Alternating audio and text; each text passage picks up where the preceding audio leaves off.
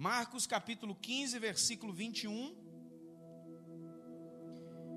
E obrigaram Simão Cirineu, que passava vindo do campo, pai de Alexandre e de Rufo, a carregar a cruz de Jesus. Você crê que esta é a palavra de Deus? Diga glória a Deus. Pode fechar sua Bíblia e olhe para mim. Tudo que você está vivendo em sua história faz parte de um processo de Deus na sua vida. Eu falei aqui hoje na escola bíblica dominical o porquê e o que faremos no céu. E qual que é a nossa situação nesse momento? É uma espécie de um ensaio, é uma preparação. Deus não faz nada na nossa vida à toa. Os processos de Deus transformam a nossa vida. Deus trabalha por meio de processos. Esses processos você pode chamar também de situações. Você pode chamar de fases. Eu e você somos seres em desenvolvimento. Desenvolvimento em todas as áreas, inclusive espiritual. Desenvolvimento físico. Você não tem mais o mesmo tamanho de quando você nasceu. Desenvolvimento emocional. Você não olha a vida e as circunstâncias da vida com as mesmas emoções que você via quando você tinha 5 anos de idade. Bem, eu espero, né? Quando você tinha 5 anos, que alguém chamava a sua atenção, você criava uma pirraça que só Deus. Rolava para cima fora, chorava, fazia aquela confusão toda. Você está mais grandinho agora. Você e eu estamos em desenvolvimento intelectual. Você precisa saber coisas, conhecimentos gerais. Aqui eu não estou falando nem de formação acadêmica, de algo específico que você vai para uma faculdade e se forma. Não estou falando disso. Estou falando de processo intelectual que você vai crescendo, que hoje, nessa fase que você está, não importa a idade, você precisa ter tido uma evolução intelectual a mais do que quando você tinha 5, 10 anos de idade. Um processo de evolução espiritual. Tem quanto tempo que você aceitou a fé?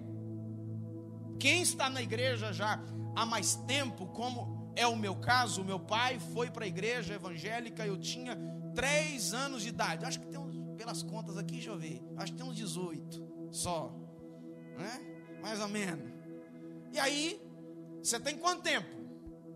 Você tem dever de conhecer melhor as escrituras, conhecer as coisas espirituais, ter tido experiências espirituais, muito mais do que quem aceitou a fé agora, do que quem chegou para o nosso meio agora. O hábito da leitura bíblica, o hábito da oração, o hábito dos devocionais, se exige muito mais de quem já está há mais tempo. O processo de crescimento espiritual, basicamente, pode ser comparado com o processo de crescimento físico. Paulo disse isso ao escrever a sua carta aos Coríntios, quando ele disse: olha, eu queria tratar vocês com uma comida mais forte, mas eu estou tendo que tratar vocês com leitinho. Você já viu dar feijão tropeiro para um recém-nascido? Você vai matar o menino. Também você não pode, um adulto desse tamanho, nessa idade, comer a semana inteira mingau de maisena, leitinho com Toddy. A Bianca comprou essa semana lá e diz ela diz, palavras dela, não, mas que nostalgia, comprou o que naquela época lá de criança na escola. Lembra, Bárbara? Você lembra? O Quick é o morango, né? Ela veio com aquele negócio assim, sabe, cor de rosa. E o pão mesmo é quando sobra aquele resto lá no fundo, aquela massinha assim que você pega, né? Aí você faz igual o bom mineiro que é, você vai lá no fundo do copo assim, com o dedo assim, ó, né? né? Isso que fase extraordinária, né? Você lembra também, José, não vem com onda não, né? Você precisa evoluir. Todos nós estamos no processo. Os processos fazem parte da nossa vida. Simão é um personagem bíblico com uma biografia curta nas Escrituras. Todavia, nesse verso onde ele é citado, há profundas lições sobre os processos que podem transformar a nossa vida. O que eu vou arrumar aqui com um versículo só? Aguenta aí. Quem foi Simão? Qual a sua história? A história de Simão é a de um homem improvável que os soldados romanos pegaram no meio da multidão para carregar a cruz de Jesus. Simão era de Cirene, uma região na África do Norte. Nessa região havia uma numerosa população judaica. A Bíblia diz que uma multidão acompanhava Jesus, e no meio daquela multidão, já na saída da cidade, os soldados então acharam Simão. Certamente, Simão pensou como qualquer um de nós pensaria: por que tinha que ser logo eu? Sabe aquele negócio no meio daquela multidão toda, e que acontece com você alguma coisa só com você, e aí você pergunta: por que tinha sido só eu? Por que foi logo eu? Por que a mim? Contudo, ele carregou a cruz de Jesus até o Calvário. Como Deus nos guia nesses processos que podem transformar a nossa vida. Primeira coisa, olhe para mim. Sempre há um propósito por detrás das situações e que às vezes não entendemos. Sempre há um propósito por detrás das situações e que às vezes nós não compreendemos. Olha o que diz o texto. Eles forçaram a carregar a cruz. Eles o forçaram. Foi na marra. Simão não pediu para entrar nisso. Ele não pediu para carregar a cruz. Ele foi forçado e colocado nesse processo. Ele não entendeu nada. Ele foi apanhado meio que no laço, como a gente diz. Porque no meio da multidão ele foi escolhido para carregar a cruz? O que esse homem que estava para ser crucificado fez? Poderia Simão ter pensado: o que eu tenho a ver com isso? Simão não tinha nada a ver com a história daqueles que seguiam a Jesus, nem dos inimigos declarados que estavam lá para zombar de Jesus, e nem daqueles que o acompanhavam compadecidos, entristecidos por aquilo que estava vendo o seu mestre passar. De acordo com a lei, olhe para mim, o condenado deveria carregar sua própria cruz, ou pelo menos a viga principal, que era o braço da cruz. O que acontecia? Jesus não foi uma exceção. Quando os soldados acharam que a coisa estava indo devagar demais, seus olhos correram no meio da multidão e caíram sobre Simão, que vinha pela rua em completa neutralidade. Simão não tinha nada a ver com aquilo. Ele não estava lá para ver aquele espetáculo, aquele show horroroso que fizeram com Jesus. Ele estava vindo para um outro propósito. Quando pensamos em tudo que Jesus havia sofrido desde sua prisão, não é de se surpreender que suas forças o tenham faltado. Agora olha que coisa interessante. Simão Pedro gabou-se de que seguiria Jesus da prisão até a morte, mas foi Simão Cireneu que socorreu o mestre quando ele estava com suas forças acabando. Certamente Simão pensou que estava apenas indo participar de uma festa. Aquela era uma sexta-feira, véspera do domingo de Páscoa. Os judeus saíam de suas casas, saíam de suas regiões, que moravam até em outros países, como era o caso de Simão Cireneu. e se dirigia a Jerusalém para a celebração da Páscoa. A Páscoa era uma das principais festas do calendário festivo judaico. Simão Cirineu estava chegando lá para participar da festa da Páscoa, para celebrar a festa da Páscoa importante para os israelitas. Entretanto, Deus tinha um plano maior para a sua vida do que simplesmente celebrar a festa da Páscoa. Simão foi a Jerusalém para celebrar a Páscoa e acabou encontrando com o Cordeiro Pascal. Há processos na sua vida que você não queria, não desejaria viver, mas você foi colocado neles.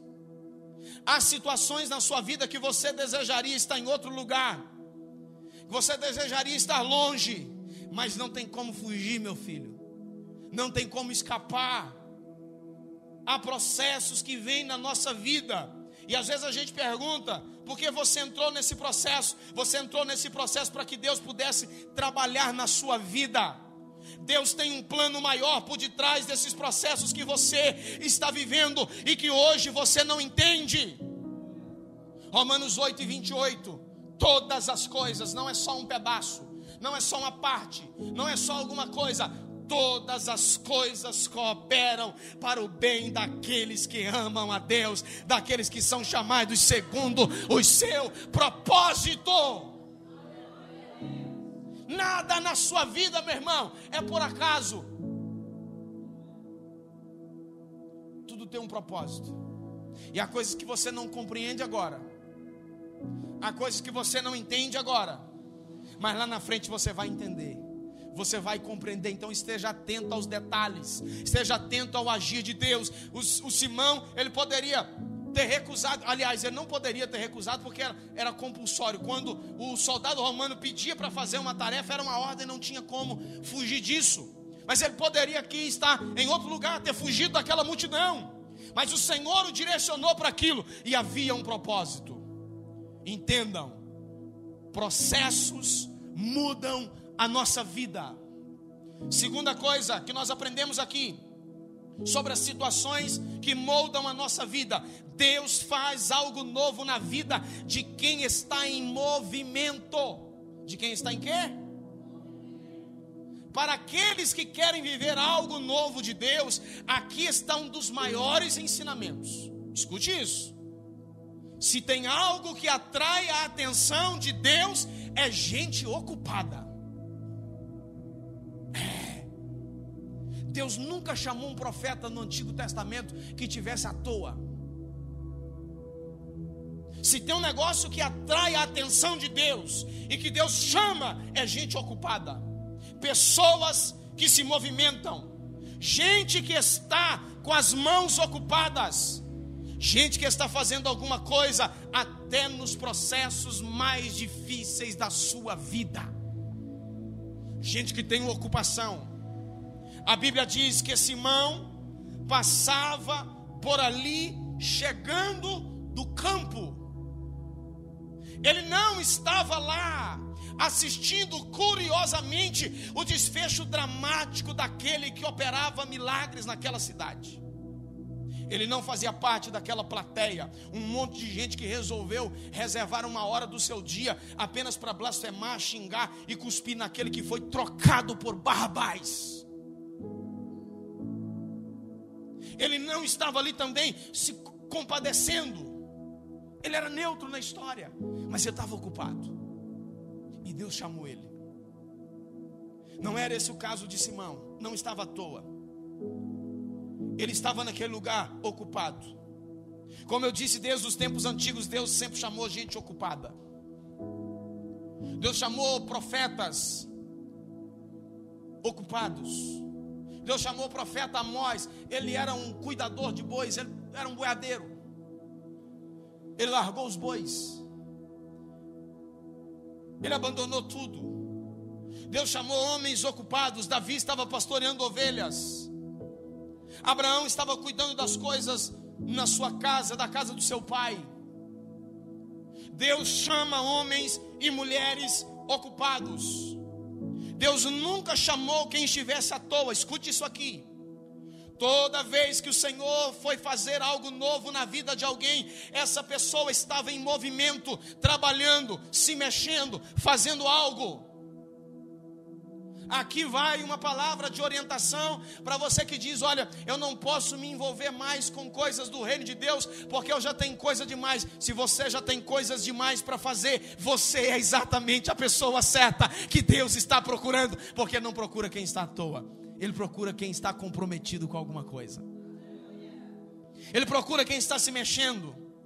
Se tem algo que pode impedir você de viver os propósitos de Deus, é a acomodação, é a estagnação. Deus não vai fazer nada novo em sua vida enquanto você não vencer a inércia, essa paradeza. Irmãos, até a água parada é complicada, dá dengue. O texto diz lá em Gênesis que o Espírito de Deus se movia sobre a face das águas. Quando isso aqui estava um caos absoluto, o Espírito de Deus se movia. Escute isso aqui: sem posicionamento não há intervenção de Deus. Deus é Deus de movimento. Ele se movia entre o seu povo. Jesus disse em João capítulo 5, versículo 17: meu Pai trabalha até agora e eu também trabalho. Desse modo, se você está muito ocupado, repetindo e atarefado, é a pessoa ideal que Deus está chamando para realizar tarefas importantes para Ele. O soldado poderia ter apanhado qualquer pessoa, e o qualquer aqui não é pejorativo, poderia ter apanhado qualquer um daqueles que estavam lá no meio, alguns daqueles que estavam lá xingando, mas eles não fizeram. Eles apanharam o Simão, estava ocupado. Vem cá, ajuda a carregar a cruz. Compulsoriamente. Terceira coisa que nós aprendemos sobre situações que mudam a nossa vida: você é um servo para aliviar a dor do próximo. Nós passamos uns dias aqui sem o nosso tema aqui no telão. Tiramos isso aqui, ficou essas letras aqui uns 30 dias no início do ano. Colocamos de novo, para que nós não percamos isso, para que não esqueçamos disso, que nós fomos chamados para cuidar uns dos outros. A mesma fala do mesmo episódio, agora escrita por Lucas, capítulo 23, versículo 26. Enquanto o levavam, agarraram Simão de Cirene, que estavam chegando do campo, e lhe colocaram a cruz nas costas, fazendo-o carregá-la atrás de Jesus. Fazendo carregá-la atrás de... Coisa interessante. Olha a proposta que Jesus havia feito para os discípulos um tempo antes: quem quiser, negue a si mesmo, tome a sua cruz e siga-me. O Simão começou a fazer isso já no momento que Jesus estava sendo levado para ser crucificado. Jesus ia na frente, tomando cusparada, as pessoas zombando dele, xingamentos, blasfêmias eram desferidas contra Jesus. Simão atrás carregando a sua cruz. Todo o processo que transforma a vida de alguém envolve servir pessoas. Deixa eu lhe dar aqui uma notícia dura, mas real. Se você não gosta de gente, você está desclassificado para o Evangelho. Duro, mas real. Jesus nos ama de uma maneira poderosa, que Ele deu a sua vida na cruz do Calvário, para que eu e você pudéssemos ter vida. Eu sei que existem pessoas que nos decepcionam, pessoas que nos ferem, pessoas que nos magoam. Eu sei que o ser humano, a cada dia que passa, o amor vai esfriando, e Jesus havia alertado disso, que com o aumentar da iniquidade o amor iria se esfriando. Eu sei de tudo isso, mas nós fomos chamados para cuidar uns dos outros. Você pode gostar de bicho, Lá em casa tem uma cachorra que já me deu um prejuízo, já me fez muita raiva. Eu sei que tem mais gente aqui que tem papagaio, cachorro, gato, mas não sei o que, boi e por aí vai. Cabrito, né? Mas quem gosta de cabrito? Já sei do caso. Eu sei. Mas nada disso, por mais carinhoso que você seja com o bichinho, nada vai substituir o amor do ser humano e o calor do ser humano. O Senhor nos chamou para cuidar de gente. Simão foi o ombro de Jesus, ele levou o peso para Jesus, aliviou a dor de Jesus, quando o Filho do Homem não suportava mais as dores e o peso, Simão foi quem lhe deu suporte. Ele levou a carga de Jesus, suportou o peso, foi instrumento de bênção, doou do seu tempo a força, doou força e doou ânimo na obra de Cristo, aquilo que Cristo estava fazendo. Nós precisamos compreender isso. O que você pode fazer por alguém? O que você tem feito pelas pessoas? O que você tem feito pelo próximo? É o tempo de nós despertarmos para isso. Esse é o tema do nosso ano. O ano do cuidado, cuidar uns dos outros. Esse cuidado, ele envolve duas coisas principais. Não é nem a primeira aqui que eu quero destacar, não é nem tanto o remediar, mas é a vacina, que quer dizer a prevenção. Você cuida do próximo quando você evita que ele enfrente uma dificuldade. Por exemplo, você cuida do próximo, você cuida do seu irmão, você cuida de quem trabalha com você, você cuida de quem congrega com você, você cuida da sua família, você cuida dos seus filhos, você cuida do seu marido, da sua esposa, do seu parente, das pessoas que estão próximas a você. Quando você não fala mal dessas pessoas, quando você não as expõe, quando você sabe de alguma situação até vergonhosa, que é até verdade, mas não precisa de você sair espalhando para todo mundo, guarde isso com você. Você cuida das pessoas quando você previne isso. Quando você dá um alerta para a pessoa que ela já está com os pés lá dentro do laço para cair na armadilha, e você diz: olha, o caminho que você está indo nele aí vai dar ruim. Sabe?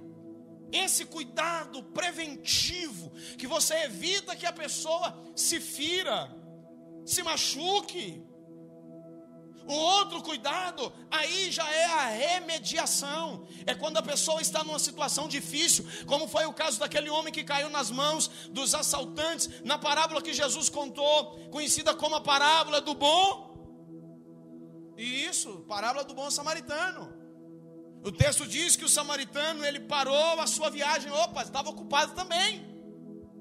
Parou a sua viagem, desceu do seu animal, chegou perto do rapaz que estava ferido. Ele só percebeu a gravidade da ferida quando ele chegou perto. A distância não dá para sentir a dor do próximo. Você só consegue sentir a dor de alguém quando você chega perto. E ele desceu do seu animal e chegou perto. E aí ele foi cuidar. Ele ofereceu os primeiros socorros. Ele deitou azeite, limpou as feridas, colocou aquele homem sobre o seu animal e levou ele para um lugar mais apropriado para cuidar. E disse ainda àquele atendente da hospedaria: cuida dele, quando eu voltar eu vou passar aqui de novo, e o que faltar de valor eu vou acertar com você. Isso é cuidado, é remediar. É exatamente isso que Simão estava fazendo. Ele estava levando o peso que Jesus já não suportava mais.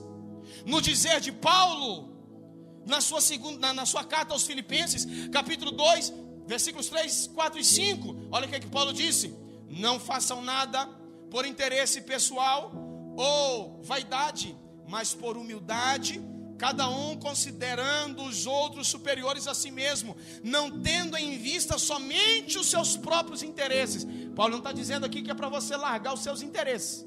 Ele está dizendo para você não ter em vista só os seus.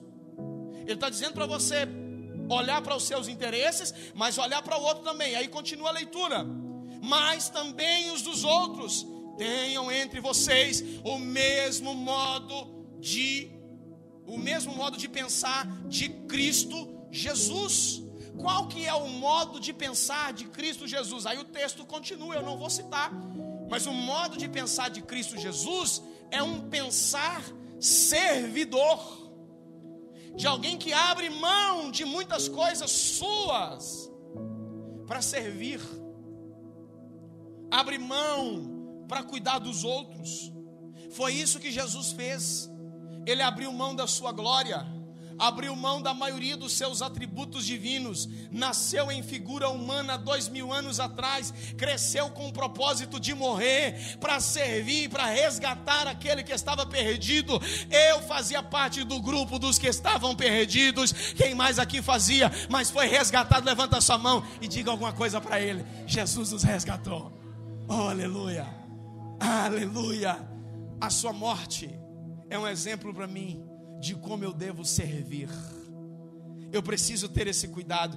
Esse é o tempo de cuidarmos uns dos outros.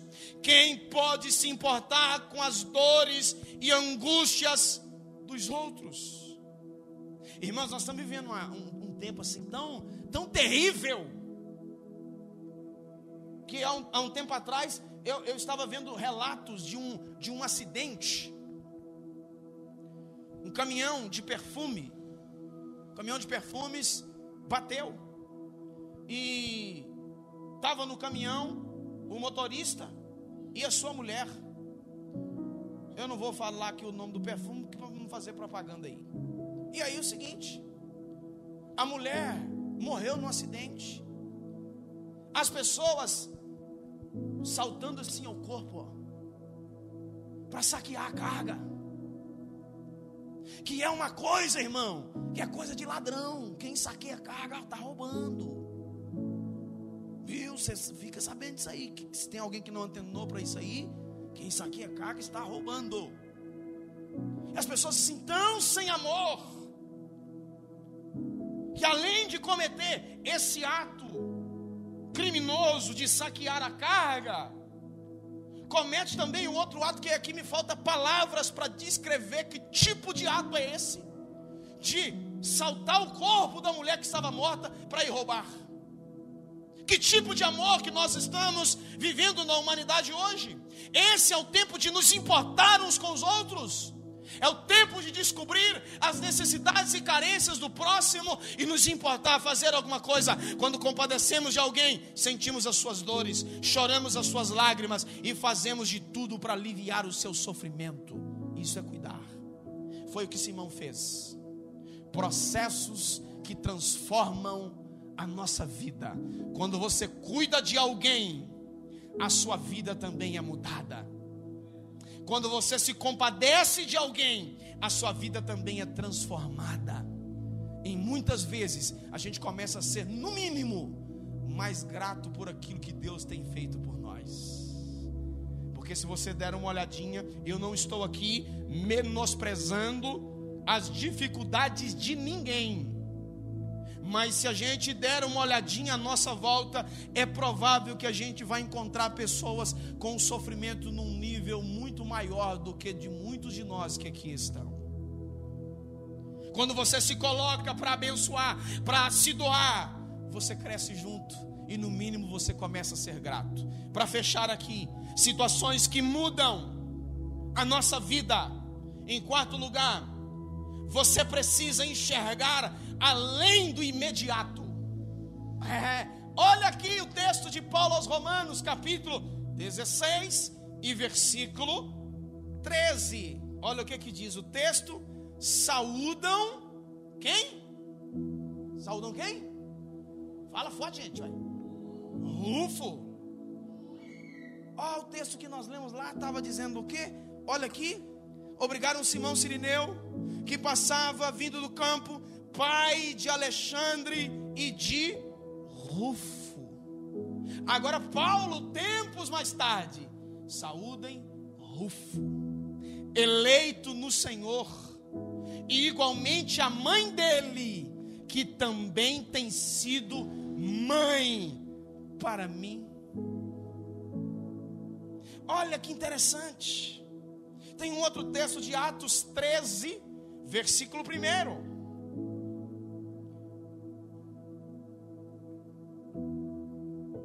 Atos 13, havia na igreja de Antioquia profetas e mestres, Barnabé e quem? chamado Níger, Lúcio de Cirene, Manaém, que tinham sido criado com Herodes, o tetrarca, e Saulo. Aqui é apenas uma palavra diferente de tradução, mas o apontamento aqui é o mesmo Simão. Isso significa o que? Não há uma concordância geral, mas a maioria dizem que esse Simão na igreja de Antioquia era o mesmo que ajudou Jesus a carregar a cruz.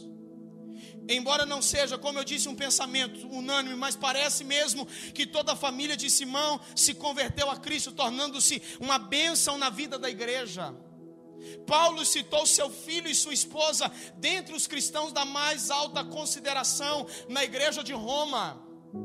Esta referência aos seus filhos só tem sentido se aqueles irmãos que estavam recebendo aquela carta lá em Roma soubessem quem de fato era Rufo e também a sua mãe. A partir daquela sexta-feira, a vida de Simão nunca mais seria a mesma. Sua família foi transformada, seus filhos também foram transformados. Aleluia. E eles tiveram um comprometimento grande com o reino de Deus. Simão e sua família não puderam mais deixar a cruz de Cristo. Simão apanhou a cruz de Cristo naquele dia que Jesus estava sendo crucificado e nunca mais a abandonou. Diante disso, entenda uma coisa: a cruz que você carrega hoje será instrumento de salvação para pessoas da sua família amanhã. As experiências produzidas pelas dores hoje serão alívio e cura para outras pessoas amanhã. Enquanto feridos ferem, curados curam.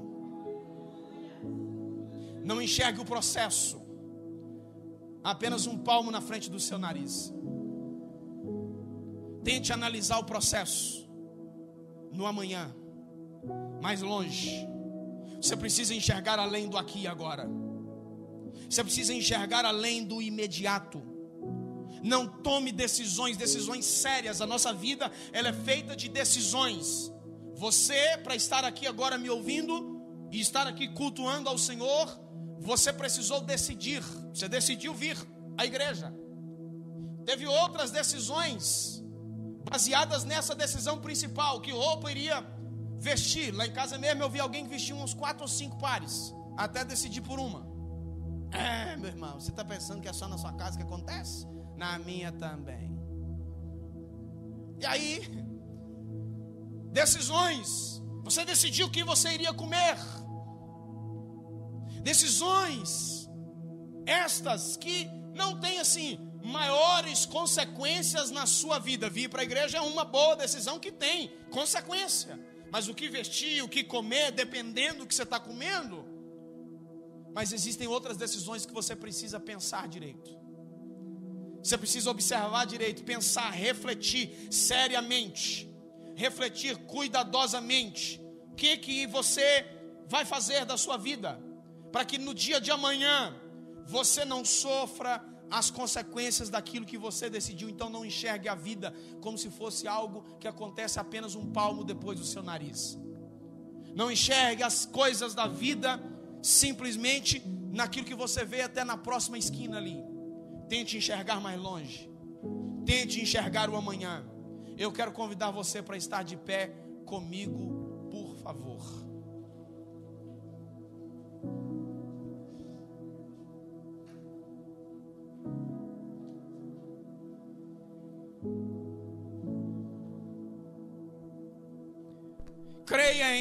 Creia que situações trágicas, dores, perdas, podem gerar um novo e abençoado tempo na sua vida. Aquela situação trágica e humilhante levou Simão a conhecer Jesus. Antes do seu encontro com Jesus, Simão era um religioso que estava indo para uma festa de Páscoa. Mas depois de encontrar-se com Jesus, ele recebeu comunhão plena e uma nova vida e salvação. toda a sua família foi impactada e salva. O dia que Simão foi forçado a ajudar um condenado a carregar a cruz, tornou-se inesquecível. A vida de Simão sofreu uma reviravolta física, por causa dos esforços que ele empenhou para carregar a cruz, e também uma reviravolta espiritual. A sua vida nunca mais foi a mesma. Você vai voltar para sua casa agora, com essa palavra. Deus pode usar situações difíceis para conduzir pessoas no seu propósito, mudar a sua vida e salvar a sua vida. Deus pode usar suas dores e seus problemas para levar você a um novo tempo na presença dEle. Tiago disse na sua carta, capítulo 1, versículos 2, 3 e 4: irmãos, quando vocês estiverem enfrentando duras provações, saiba que a prova da vossa fé desenvolve esperança, perseverança e maturidade. Então, quando você estiver enfrentando dificuldade, meu filho, não reclame, não amaldiçoe, não diga que você está pagando os seus pecados, porque não é verdade. Os seus pecados foram pagos na cruz do Calvário por Cristo Jesus. Não se sinta o patinho feio da história. Não ache que você é o pior ser da terra. Você está enfrentando um processo, e esse processo vai te tornar melhor. Esse processo vai te amadurecer. Esse processo vai gerar fé em você. Esse processo vai te curar. Aleluia! Aleluia! Esse processo vai sarar você. Tem coisas na nossa vida que são como cirurgias. Tem coisa que não se resolve tomando um remedinho de gotinha, que vem até aromatizado, sabor de morango, de limão, de laranja. Oh, que beleza. Tem coisa que é preciso uma intervenção cirúrgica. A intervenção cirúrgica é um processo mais delicado, mas ele cura. Tem processos na nossa vida que assim são dolorosos, são difíceis, mas o Senhor te trouxe aqui essa noite para te dizer: você não pode desistir. O processo vai terminar e você vai viver a bênção do resultado desse processo. O Senhor está te conduzindo. Deixa o Senhor te conduzir.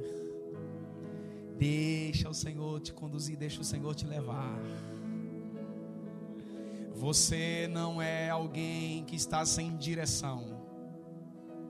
Às vezes a situação pode até parecer que é, mas você não está perdido no meio dessa tempestade. O Senhor está te conduzindo. Os discípulos pensaram que estavam sozinhos na embarcação. Senhor, você não está vendo que nós estamos morrendo, não? Jesus estava lá.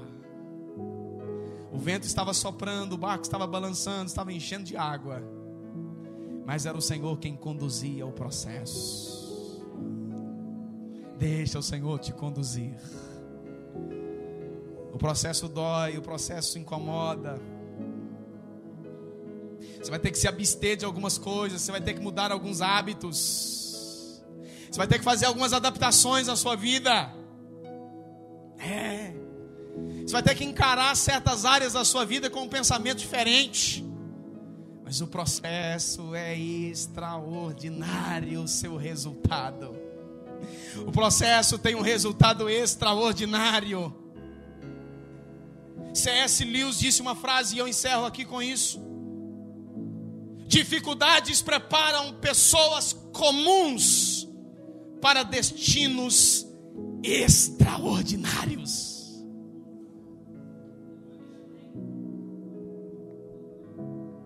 Há uma coisa maior reservada para você do que você está vendo agora. Há algo maior, extraordinário, maior e melhor do que o que você está vendo agora. Agora você só está sentindo a dor, você só está sentindo o incômodo, você está vendo só a dificuldade, mas há algo maior lá na frente que você vai viver. Há um propósito de Deus, Há algo de Deus na sua vida. Creia nisso, creia nisso, creia nisso. Levante a sua mão aos céus. Creia nisso. Creia, creia, creia, creia nisso. Oh, aleluia, aleluia. O orgulho me tirou do jardim. Sua humildade colocou jardim em mim. Se você sabe, cante, cante. E se eu vendesse tudo que tenho, em troca do amor eu falharia.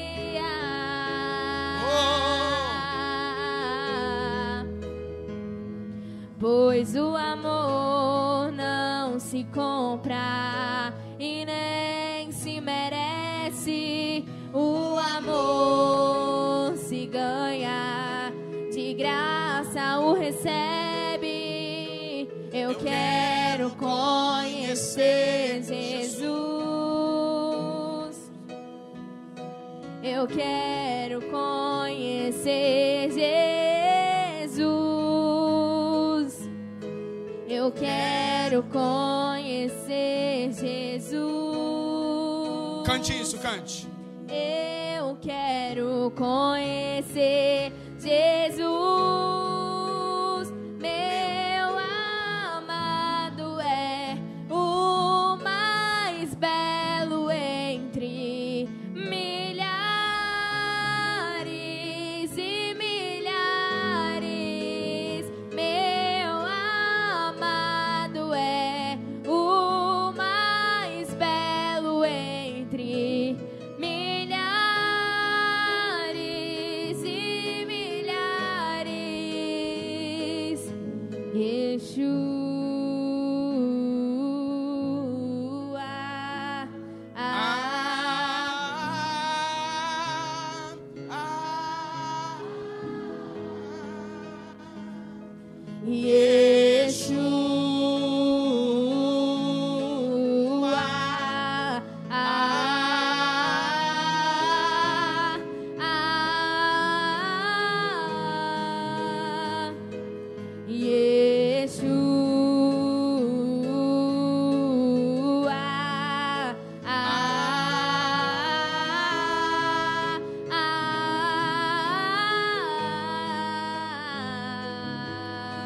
Aleluia, aleluia. Levante a sua mão.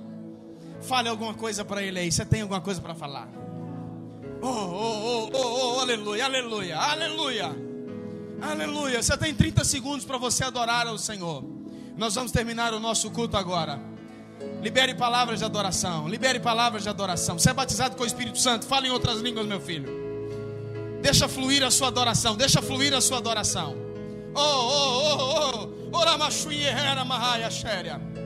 Oh, Deus, Deus, Deus de glória, Deus, Deus, nós te adoramos.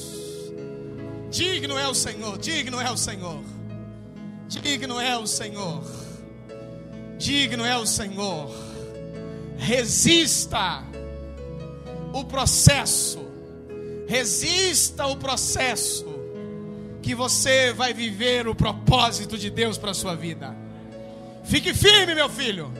Não recue, não volte, não ande para trás. Siga, siga adiante, vai, olhe para frente, olha só para frente. Esqueça o que passou, esqueça as dores amargas do passado. Esqueça aquilo que te bloqueava. Esqueça as decepções, as angústias. Esqueça isso. Olhe para frente, olhe firme o seu olhar no Senhor. Firme, avance, vai, avance. O Senhor tem um tempo melhor para a sua vida. O Senhor tem um tempo melhor para a sua casa. O Senhor tem um tempo melhor para a sua família. O Senhor tem um tempo melhor para a nossa igreja. O Senhor tem um tempo melhor para a nossa cidade. Creia, avance, siga adiante, vai, siga adiante. Não volte, não recue, não retroceda. Nós não somos daqueles que retrocedem. Nós somos aqueles que avançam, que olhe para frente, que siga adiante. Segue adiante, vai, olhe para frente. Olhe para frente. A linha de chegada é logo ali. O troféu está te esperando logo ali. É logo ali a linha final. Que a sua fé não esmoreça no caminho. Que você não desanime no caminho. Estenda as suas mãos como quem recebe. Todo desânimo seja repreendido. Toda arma forjada no mundo espiritual contra você seja quebrada em nome de Jesus. Que sobre você repouse a paz. Sobre você repouse a bênção do Senhor. Que o Senhor guarde você e sua casa poderosamente. Que a sua família seja visitada pelas bênçãos de Deus diariamente. Seja o inimigo envergonhado. Seja o inimigo envergonhado. Em nome de Jesus. Que a graça, a paz, a comunhão e as doces consolações do Pai, do Filho e do Espírito Santo sejam com todos hoje e sempre. Diz amém.